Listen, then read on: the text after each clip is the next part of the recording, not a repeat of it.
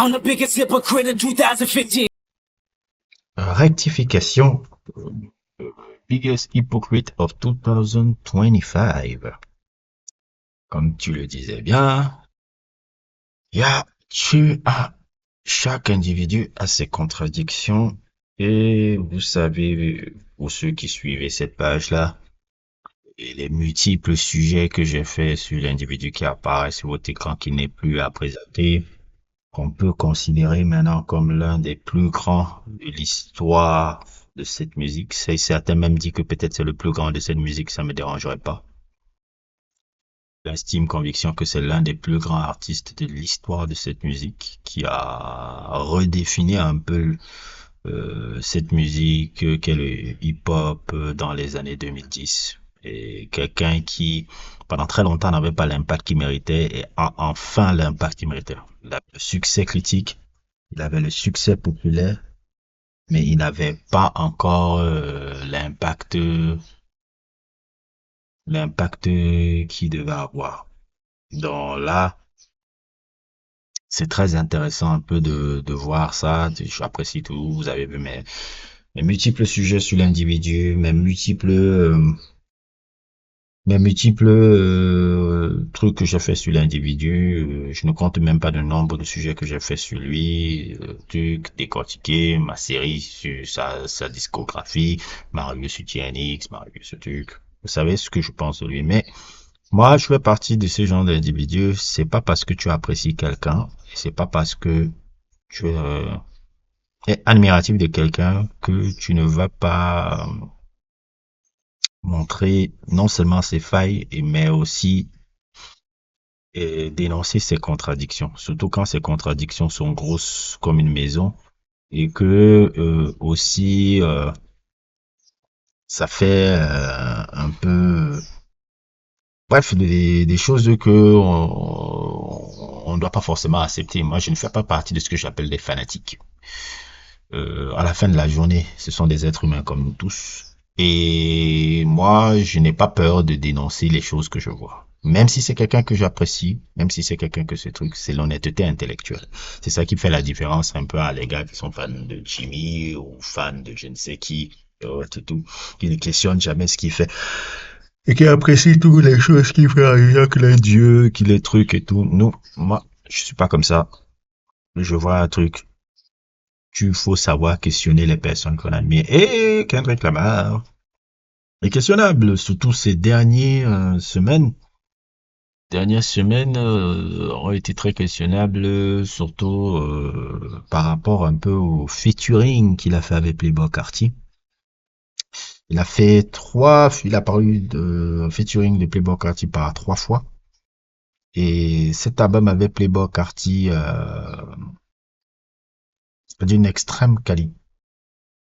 Cet album avec Playboi Carti qui a reçu un très gros succès et tout. Et c'est featuring qui était très très appréciable. Comme vous l'avez vu, si vous n'avez pas vu mon sujet sur musique, allez le regarder. N'hésitez pas à le regarder. Le lien sera aussi en description. Mais Kendrick Lamar aussi, il a beaucoup de contradictions aussi dans ces histoires-là. Parce que Coco, je veux bien que tu te places comme quelqu'un qui a une certaine forme d'intégrité. Je veux bien que tu me défendes un peu pour la pureté du hip-hop et tout cela. J'ai été le premier à te défendre, à toujours te défendre, même quand ce n'était pas le cas. Mais il faut aussi te call out sur tes bullshit. Quand tu es dit à Jimmy que oui, Jimmy, oui, tu fais ça aux femmes et autres et tout, ce qui est justifié, hein. Je ne fais même pas genre non, c'est justifié. Et vous avez vu mes sujets largement. Le truc, j'ai décortiqué ça comme pas possible. Et les preuves sont là. Et le type, il est vraiment dans ce bullshit-là. Tu es là pour nous. Tu nous as fait pendant plus d'1 an le paragon de nous expliquer que Jimmy traite très mal les femmes. Mais quand on voit aussi tes associations, tu as là de faire aussi des associations avec des individus qui ne sont pas forcément très très gaga avec la gente féminine. Et je veux parler vraiment de ton Playboy Cartier. Quand on regarde Playboy Cartier, on peut se rendre compte aussi que cet individu a énormément de d'attitudes questionnantes, d'attitudes détestables envers la gente féminine. Je parle déjà de ce truc-là qui est sorti en 2023 où il y avait une femme qui l'accusait d'être enceinte et qu'il a voulu l'étrangler jusqu'à la tuer, presque la tuer et tout. Et par chance qu'il y avait des gens qui étaient là et autres et tout, ils l'ont arrêté à temps parce qu'il était prêt à la tuer. Deuxièmement, je veux parler aussi de Dr. Dre. Ton mentor, c'est Dr. Dre.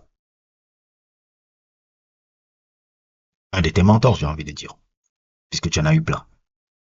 Et Dr. Dre, son comportement avec les femmes, c'était comment? On va demander à Michelle comment il faisait les femmes. On va demander à Dee Barnes ce qu'elle a vécu avec Dr. Dre. Vous connaissez cette histoire de Dee Barnes qui avait été sauvagement, sauvagement frappé par Dr. Dre et tout à la suite de cette interview que vous voyez apparaître sur votre écran avec Ice Cube. C'était à l'époque du beef entre Ice Cube et NWA. Elle avait été violemment frappée après quelques jours plus tard par Dr. Dre qui ne l'avait pas supporté. Et devant certains membres de NWA, avec le même MC Ren qui disait qu'elle le méritait. En pleine interview, hein, tout ça, c'est en interview. Je suis pas en train de mentir, c'est en interview. Hein. Parce que là, les faits sont relevés. Dr. Dre a dit, je ne suis même pas en train de faire allegedly ou ce, non, c'est des faits avérés et autres et tout. Et le truc est tellement dégueulasse que le boy, il est parti lui-même dans le son de Guilty Conscience. Eminem fait une référence à ça dans le troisième verset on avait dit que quand Eminem avait fait cette référence là dans le troisième verset de Guilty Conscience, Dr. Dre est tombé de sa chaise en éclatant de rire. Voyez un peu ce genre de truc. C'est ton mentor, tu l'as invité pour faire Not Like Us en tant que paragon de la morale. On va encore dire quoi? Voilà. Et je peux citer même encore ici Saint-Étienne un peu à une certaine époque un peu, qui a aussi eu des trucs avec des femmes particuliers. Donc tu as souvent validé des personnes et des individus qui ont eu des actes complètement répréhensibles envers la gente féminine dont tu t'estimes être le protecteur, etc., etc. Et c'est là, moi, je dis non, non, non, non. Et on va pas pousser l'hypocrisie et on va être cohérent. Ce que tu dénonces, c'est de la pure hypocrisie parce que tu dénonces Jimmy sur ça. Mais tu valides ces Playboy Carty, c'est pour ça que le featuring avec Playboy Carty est un peu limite un peu parce que ta haine de Jimmy, parce que tu es cet individu-là au plus profond de ton âme, je peux le comprendre, c'est pas c'est un individu aussi abject. Mais tu fais fi des individus, des autres individus qui ont un peu aussi le même comportement que Jimmy. Tout ça parce que tu as une fixette avec ce mec-là aussi depuis des années. Donc, c'est là où je questionne un peu notre individu qui est devant vous, là. Kendrick Lamar a des choses aussi à se reprocher par rapport à ça. C'est de la pure hypocrisie. C'est de la pure... c'est tellement hypocrite. Tellement hypocrite. Et je peux comprendre un peu que certains individus comme Anthony Fantano, FD Signifier le disent dans leur page un peu et autres et tout. Et je valide ce qu'ils ont dit là, ils ont raison. Maintenant, les gens qui sont là, les nouveaux Kendrick fans et autres et tout là, qui sont là depuis notre like, c'est qui commencent à dire, ouais, pourquoi vous attaquez Kendrick, nanani, Kendrick n'a jamais dit qu'il était notre savior. Oui, il n'a pas dit qu'il était notre sauveur, c'est justement pour ça qu'on le parle. Il n'est pas notre sauveur, il est juste un gars qui fait de la musique. C'est pour ça que je lui parle. C'est pour ça qu'on le parle et qu'on n'hésite pas à lui questionner aussi ses choix. Il n'est pas exemple de tout reproche. C'est comme ça qu'on est.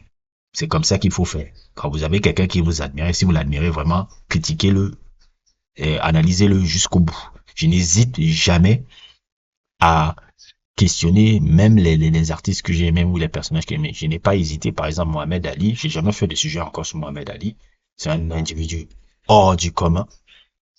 Hors du commun, un être excessivement exceptionnel. Mais, il y a des parts d'ombre aussi sur Mohamed Ali qui sont absolument dégueulasses.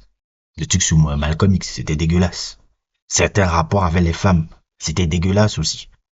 Et il faut le dire. Parce que parler d'un homme, c'est parler de son entièreté. C'est pas parler seulement des bons côtés et fermer les yeux sur ses mauvais côtés. Non, c'est parler que non. Là aussi, tu failles. Tu faillis là.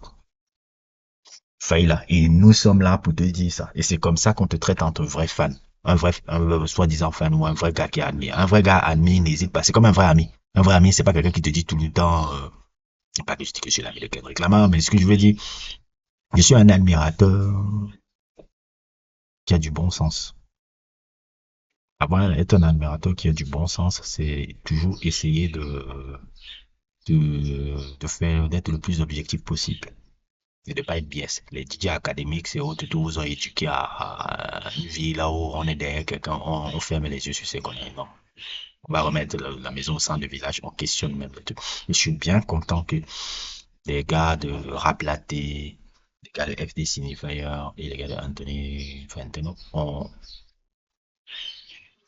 pris le temps de vraiment questionner ça. Et je suis d'accord avec ça. Je suis d'accord avec ça. Bref, c'était un peu mon sujet sur le... N'hésitez pas à liker, n'hésitez pas à vous abonner et à plus pour d'autres aventures.